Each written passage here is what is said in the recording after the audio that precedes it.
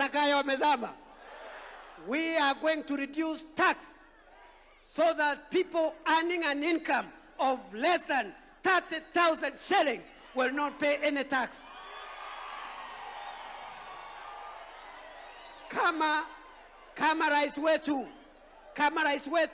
angeingiwa na woga if he was a coward, if he didn't make the hard decisions in 2022 to steady the economy, we will not be talking about exempting Kenyans from paying tax today.